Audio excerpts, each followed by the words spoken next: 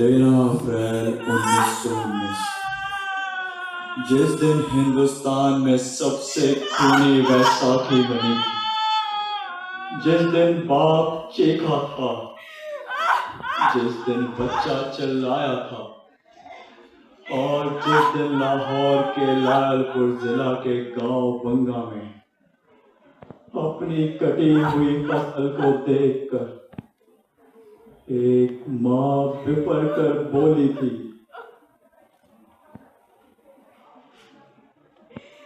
अपने बच्चे का मांस खाऊंगी अगर इस साल फसल को मुंह से लगाया तो। ओ जमी हमारी, ओ मिट्टी हमारी, ओ खेत हमारे, तुमने जन्मा है इस फसल को हमारे लिए, हमारे बच्चों के लिए, हमारा खाद डालकर, हमारा पानी डालकर, इसमें जिंदगी है हमारे बच्चों की, इसमें सांसें हैं हमारे बच्चों की, और ये सांसें आज एक साथ मिलकर आसमां गुंजा देती, ये सांसें आज एक साथ मिलकर धरती हिला देती, नाले बहा देती। अगर इन सांसों को जिंदा रहने का मौका मिला होता।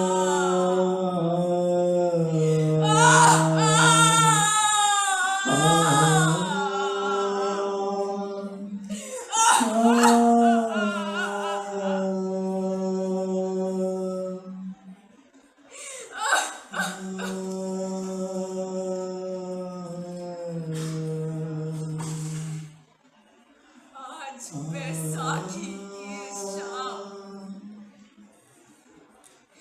मेरे साथ हिंदुस्तान की लाखों करोड़ों माएं अपनी आंखों में सुर्खी पोते वाहे गुरुजी की नगरी अमृतसर की ओर निगाहें करके बैठी होगी, जहां कटी है हमारी फसल, जहां उजड़े हैं हमारे खेत, जहां वीरान हुई है हमारी बैसाखी,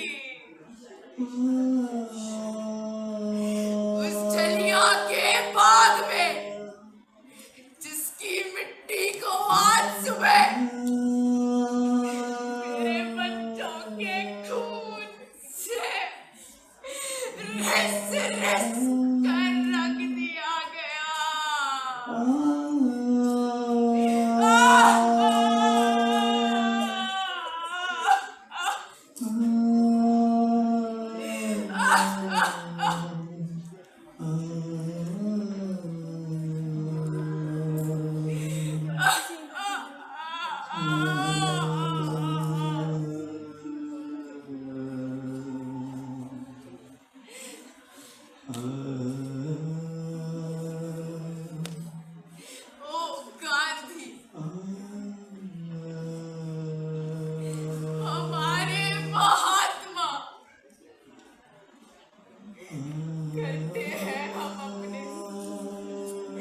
बचे हुए बच्चों को तुम्हारे सुपुर्द,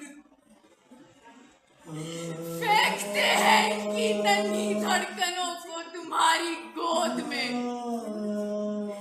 ले जाओ इनको अपने साथ और बतला दो इन दूर के सौदागरों को कि आज के बाद पंजाब की हर बैसाखी का मिजाज बुधवार ही होगा।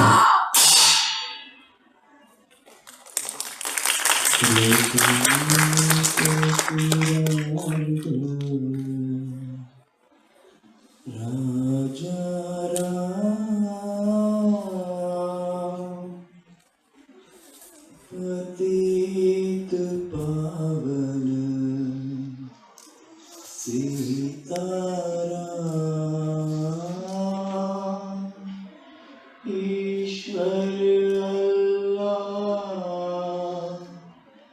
तेरो नाम सबको सन्मति दे भगवान। ईश्वर All my love, I give you all my love. Hey Peter, did you see that girl in red dress? Oh yes, she was hot. Hey Sam, you know को क्या हुआ? कल एक इंडियन वहाँ घुस आया जहाँ बड़े-बड़े अक्षरों में लिखा था George and Indians and Africans. These bloody Indians. इसमें उन bloody Indians की कोई गलती नहीं। But why Peter? क्योंकि हमने उन्हें पढ़ना जो नहीं सिखाया। कल मैंने उसी इंडियन को इतना पीटा कि साला कुत्ते की तुमने उसे अपने हाथों से मारा। आंखों जी मैंने आंखों जी। नो पीटर, मैंने उसे अपने पैरों से मसल दिया। These bloody Indians lie under our feet. पूज्य पिताजी नमस्ते। मेरी जिंदगी मकसद आला यानी आजादी हिंद के असूल के लिए वक्फ हो चुकी है, इसलिए मेरी जिंदगी में आराम और दुनियावी ख्वाहिशात बायस कशिश नहीं है। आपको तो याद ही होगा कि जब मैं छोटा सा था तो दादाजी ने मेरे यज्ञोपवीत के दिन ये ऐलान कर दिया था कि मुझे खिदमत वतन के लिए वक्फ कर दिया गया, लिहाजा मैं उस वक्त की प्रतिज्ञा पूरी कर रहा हूँ। उम्मीद करता हूँ आप मुझे माफ फरमाएंगे। आपका दावेदार भगत सिंह। क्यों आना चाहते हो बेचारे में? जिस वजह से आप लोग अपनी वजह बताओ। वजह सबकी एक है, मुल्क की आजादी कैसे मिलेगी? लड़ना पड़ेगा। अंधेरे में 3-4 अंग्रेज छोकरों को पीटने में तुम लड़ना कहते हो? वो शुरुआत थी और शुरुआत भी कभी न कभी होती है। लड़ तो पिछले 100 साल से रहे हैं, अभी तक तो मिली नहीं आजादी। शायद लड़ने के तरीके में कोई गलती रह गई और उस गलती को तुम ठीक कर रहे हो। क्यों नहीं आ सकता? हमेशा से कोई ना कोई आता रहा है। शादी में शहीद होने से बचकर भागे हो बरकरदार। शहीद तो वहाँ भी होना है, तो कम से कम महबूबा तो पसंद की हो। जवानी में मौत और महबूबा में कोई फर्क दिखाई नहीं देता जब तक कि वो सामने ना जाए। मैं दोनों का सामना एक ही तरह से करने को तैयार हूँ। बहुत तकलीफ होती है मरने में बरकरदार। आपको कैसे पता? आप कभी मरे हैं क्या? मौत के बारे में जितना हमें मालूम है उतना ही आपको भी, तो हिसाब बराबर हो। इस कमरे में बैठा हर शख्स कभी न कभी थोड़ा बहुत मरा है। इनके जिस्म पर लगे ये घाव इस बात का सबूत है। जिस्म पर लगे घाव आदमी की ताकत का सबूत नहीं होता जनाब। ताकत तो कहीं और से आती है।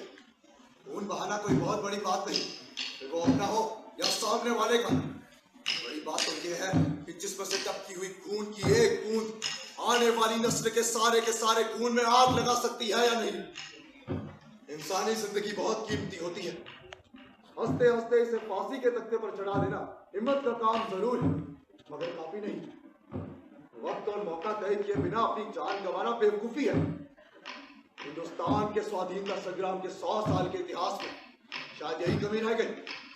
और जहां तक सवाल है आजादी का, तो मैं ये बतला दूं, हिंदुस्तान को सिर्फ आजादी की जरूरत नहीं, जरूरी ये है कि वो आजादी हमें कैसे मिलती है। क्योंकि अगर वो किसी गलत ढंग से मिल गई तो मुझे ये कहने में कोई हिचक नहीं कि आज से 70 साल बाद भी हालात ऐसे के ऐसे ही रहेंगे।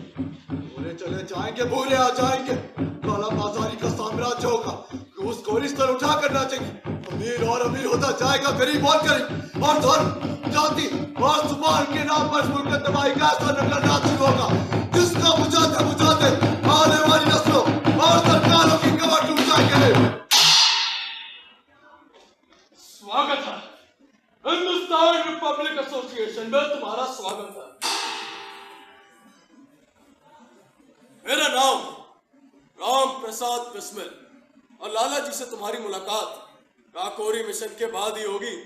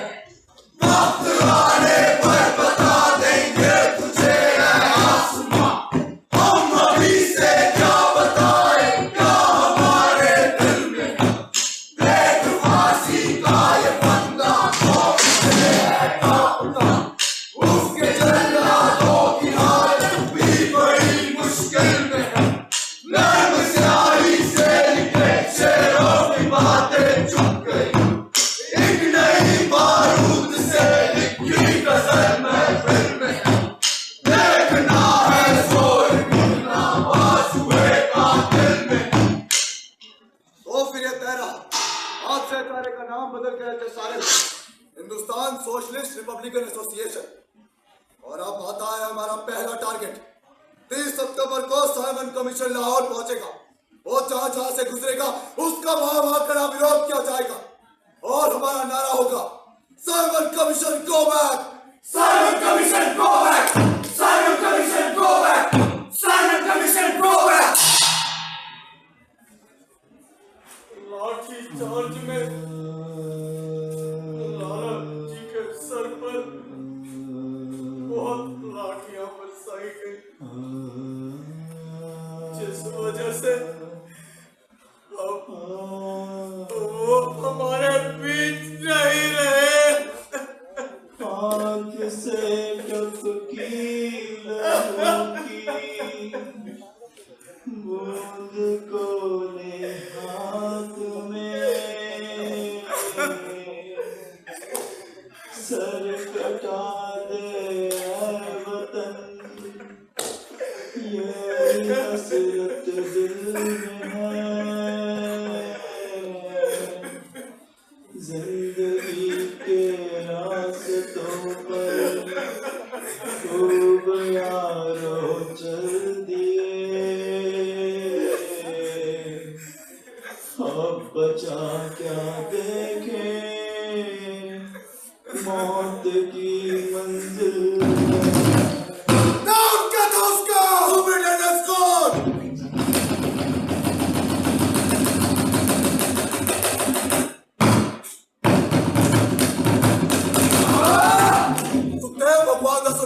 उसके आने का टाइम चेक करेंगे। उसकी शक्ल कौन जानता है? जय कुमार। वो मोटरसाइकिल बनाता है डीएवी कॉलेज के सामने। मैं देखते ही इशारा कर दूंगा। पिस्तौल किसके पास है? राजगुरु के पास। राजगुरु। मैं और बहुत पहली गोली चलाएंगे। अगर हमारा किसी ने पीछा किया तो पंडित जी को संभालना है। पंडित जी, पंडित जी। गोपाल ने गलत इशारा कर दिया पंडित जी। स्कॉट की जगह सॉन्डर्स मारा गया। यमराज और यमदूत में ज्यादा फर्क नहीं होता। लाठियां इसी सॉन्डर्स ने बरसाई थी।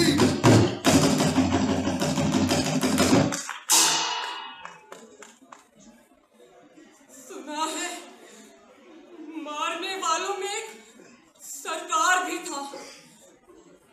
कहीं वो सरदार अपना भगत तो नहीं? अजी, अजी सुनते हो? कहीं वो सरदार अपना भगत तो नहीं?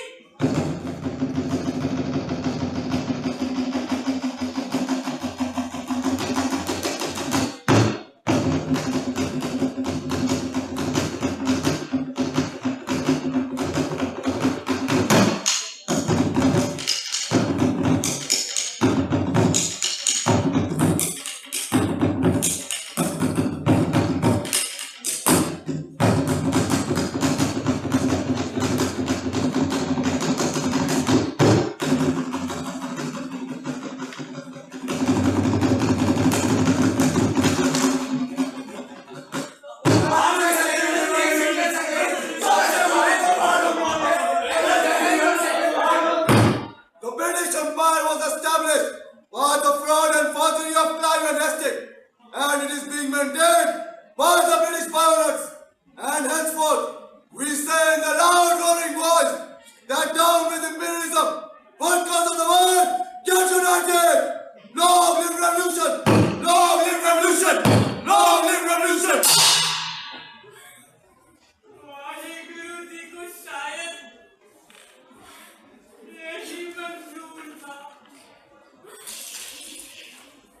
उम्र कैद, मैं तो कहती हूँ, फिर भी सस्ते में छूट गया।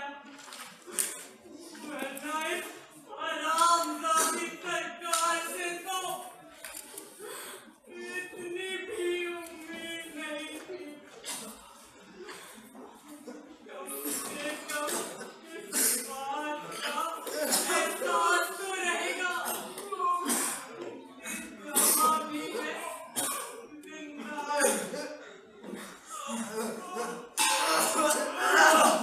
ये हड़ताल रुकेगी नहीं,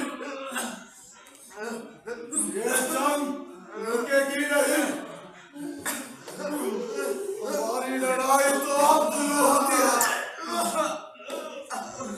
We want the facilities equivalent to the European prisoners. ये हमारा हक है। इनकलाब जिंदाबाद। कौन है आए आए कहाँ से, क्या है हमारा ठिकाना।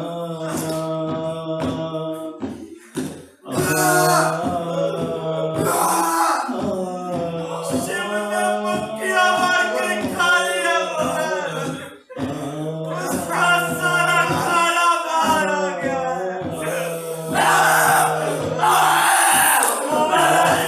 में जो वाला पानी पी लिया है, मगर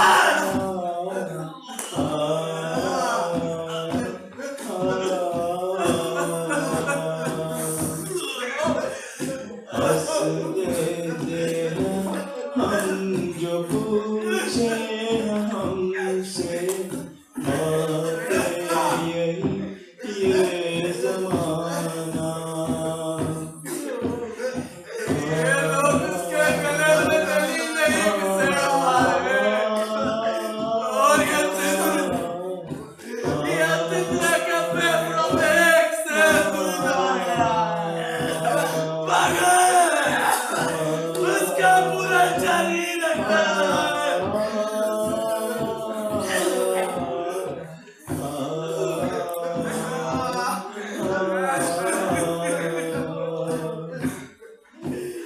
लाते हैं हम क्यों, चलाते हैं हम क्यों, बेकार है ये बताना। उसने दवा खाने से इनकार कर दिया है, मगर उसकी जुबान एक नहीं है। हमारे लिए तो गर्व रखने का छोटा सा ये बहाना। उसकी नहीं जा रही है मगर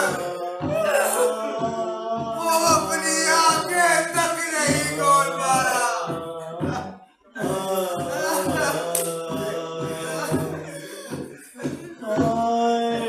हम तो चले जाएंगे भी रह जाएगा ये तराना। उसके खून का दौरा उसके दिल के आसपास पहुंच गया है। क्या कोई कुछ नहीं कर सकता।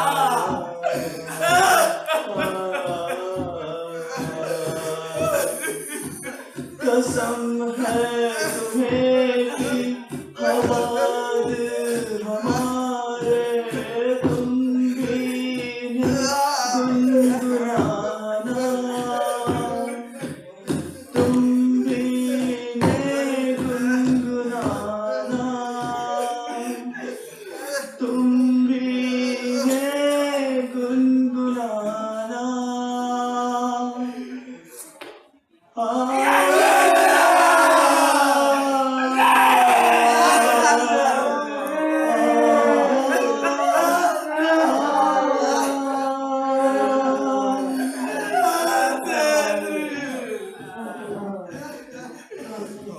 ये मत सोच लेना कि इससे रात के चले जाने से हिंदुस्तान का ये बढ़ता हुआ संग्राम यही रुक जाएगा। ये दौर चलता रहेगा जब तक के आवाज नहीं करने दे।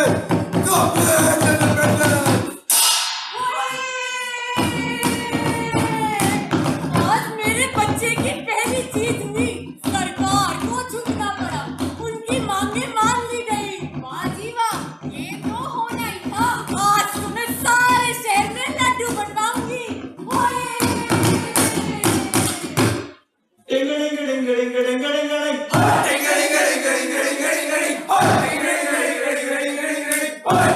आज तो जो भी मुझे राजनीति में ले लेना, टैंक का जत्था लाओ, तोप की गड्डी लाओ, एक मोटर में भर के बमों की खड्डी लाओ। आज तो बचा बवंडर ये कैसा सरकार नाच दी, यार ने हंसकर बोला नाचो तो 100 बार नाच दी। वंदे मातरम वंदे मातरम वंदे मातरम वंदे मातरम वंदे मातरम वंदे मातरम वंदे मातरम वंदे मातरम। भारत माता की जय। Order, order! This is 5th May 1930. Lahore conspiracy case की कार्यवाही शुरू होती है। जी बहुत जल्दी शुरू नहीं हो गई। अभी तो हमें पकड़े 1 साल हुआ है। Order, order! Mr. Singh and the group, आप लोगों पर सुप्रिटेंडेंट सॉन्डर्स को नाजायज हथियार से मारने का इल्जाम लगता है। How do you plead? Guilty or not guilty? जी अगर जायज हथियार से मार देते तो क्या इल्जाम नहीं लगता। Order, order! Behave properly. This is court. अच्छा वो पकड़ा दिए, हम तो तबेला समझे हुए थे। जैसा कि सबूत बताते हैं, असेंबली बम केस में भी आपकी जेब से इंग्लिश पिस्टल बरामद हुई थी। ब्रिटिश हुकूमत के पास हथियारों की कमी तो है नहीं। हमें हैरानी ना होती अगर उस दिन हमारी जेब से इंग्लिश टैंक बरामद हो गया होता। Mr. Singh, आप लोगों ने अपना वायदा तोड़ा है। आप लोगों ने वापस से मुंह कटा शुरू कर दिया। वादा आप लोगों ने तोड़ा है। आपने हमारी मांगे मान ली थी, उस पर अमल करने से आप लोगों ने इनकार किया। आप लोगों को इस बात का एहसास होना चाहिए मिस्टर सिंह कि आप लोग अभी सिर्फ रिक्वेस्ट करने की हालत में हैं। और आप लोगों से ज्यादा इस बात का एहसास किसी को नहीं। यहाँ बात सिर्फ वोट देने की हालत में है। आपकी सभी डिमांड्स पर गौर किया गया। आपके खाने को लेकर की गई कंप्लेंट बेबुनियाद पाई गई। इस समय हमारी जेलों में खाने का स्टैंडर्ड एवरेज से बेहतर है। सब्जी में कॉकरोच और रोटी में मिट्टी को अगर ब्रिटिश हुकूमत बेहतर कहती है, then we really doubt the British taste of food. London में भले इसे पोटैटोज विद कॉकरोच और चपाती विद फिश के नाम से सर्व किया जाता हो, हिंदुस्तान में इसे घटिया कहते हैं। आपकी दूसरी डिमांड है कि आप पॉलिटिकल प्रिजनर्स हैं, इसलिए आपसे स्तर के नीचे का काम ना कराया जाए। बिल्कुल। मिस्टर सिंह, काम होता है, इसमें स्टैंडर्ड की कोई गुंजाइश नहीं। तो फिर कभी बग्गी में हमें बिठाइए, खुद घोड़ों की लगाम थामिए और अपनी मेम साहिबा को बगल में बिठाकर उनसे कहिए अपनी पतली महीन आवाज में चिल्लाए कि हटो हटो, मिस्टर सिंह की सवारी आ रही है। आपके स्टैंडर्ड का फर्क मालूम पड़ जाएगा। इनकलाब जिंदाबाद, इनकलाब जिंदाबाद, इनकलाब जिंदाबाद, इनकलाब जिंदाबाद। आपकी तीसरी डिमांड है कि आपको किताबें और लिखने का सामान बेरोक टोक बेचने की सुविधा दी जाए। नहाने की अच्छी सुविधा हो और पहनने के लिए साफ कपड़े दिए जाए। बिल्कुल। आपको क्या लगता है कि आप किसी हिल स्टेशन पर बैठे हैं और कैजुअल लीव पर हैं? ओ सर जी, आप लोग अपना देश छोड़कर हमारे मुल्क में इस कदर घुसा है जैसे कि कोई ऑनरेबल लेडी अपना नाजायज बच्चा पैदा करने के लिए सोसाइटी से भाग कर आ जाती है। आपको क्या लगता है कि हमारा देश कोई नर्सिंग होम है और आप लोग मैटरनिटी लीव पर हैं? वंदे मातरम, वंदे मातरम, वंदे मातरम, वंदे मातरम, वंदे मातरम, वंदे मातरम, वंदे मातरम, वंदे मातरम। भारत माता की जय। मिस्टर सिंह, बर्दाश्त नहीं करूंगा। ये इंडियन म्यूजिक है जनाब, ये तब बजता है जब ढान करता है, जब होली मनती है, जब चौका लीपा जाता है। कभी अपने गोरे गोरे हाथों से चौका लीप कर तो देखिए। आप भी इसे गाने के लिए बेचैन हो जाएंगे। मिस्टर सिंह, आप लोग अपने आप को काला क्यों कहते हैं? आप लोग तो बूढ़े हैं, बूढ़े। आप अपने आप को गोरा क्यों कहते हैं गोल्ड सिंह जी? आप तो गुलाबी है, गुलाबी। ऑर्डर मिस्टर सिंह, इससे काम नहीं चलेगा। आप लोग कोर्ट में आने से इनकार नहीं कर सकते। शायद आपको मालूम नहीं है, ये मुकदमा आपकी गैर मौजूदगी में भी चलाया जा सकता है। Ordinance of the special tribunal viceroy will case नए शगुफे का हमको पता है। जुडिशरी के इतिहास में यह शायद पहला मुकदमा होगा जो कैदियों की गैर मौजूदगी हमें नहीं करो। जब तो अपना फैसला सुना दीजिए। वंदे मातरम, वंदे मातरम, वंदे मातरम, वंदे मातरम।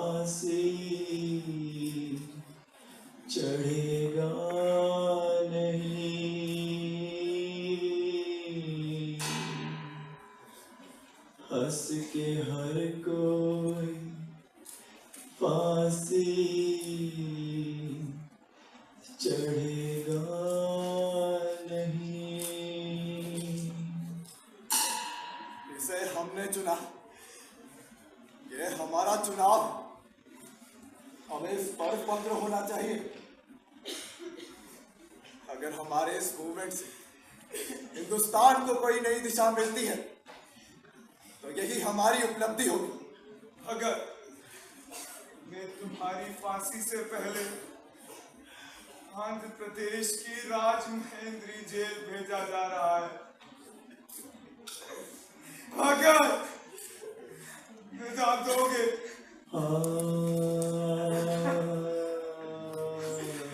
यार, अब तुझे नाम से बुलाने का जी नहीं करता तो क्या कहकर बुलाएगा पगले? सरदार, सरदार भगत सिंह।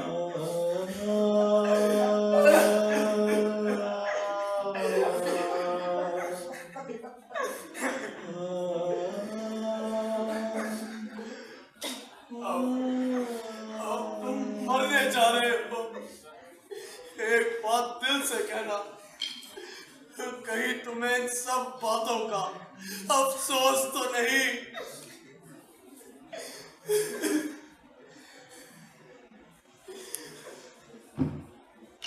अपना काला पानी भोगने के बाद जेल से निकलना, एक खूबसूरत सी लड़की से शादी करना,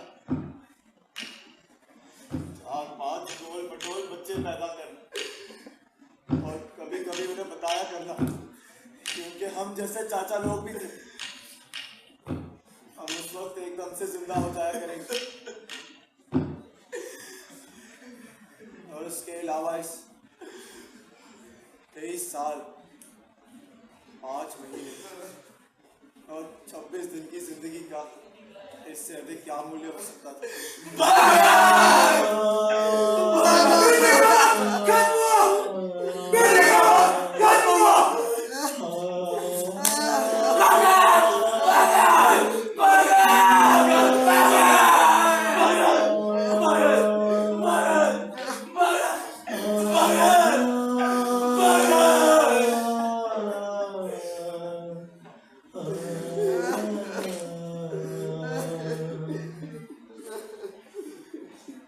मेरा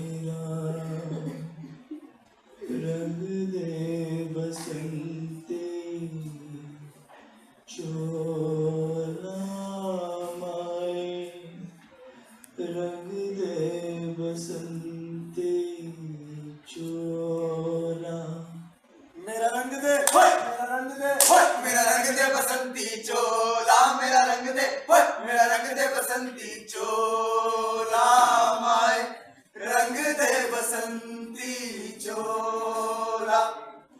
तब निकले इस देश की खातिर बस इतना अरमान है, तब निकले इस देश की खातिर बस इतना अरमान है, एक बार इस राह पे मरना 100 जन्मों के समान है, देख के वीरों की कुर्बानी, देख के वीरों की कुर्बानी, अपना दिल भी बोला, मेरा रंग दे बसंती चोला माए, रंग दे बसंती चोला। मेरा रंग दे, मेरा रंग दे, मेरा रंग दे बसंती चोला।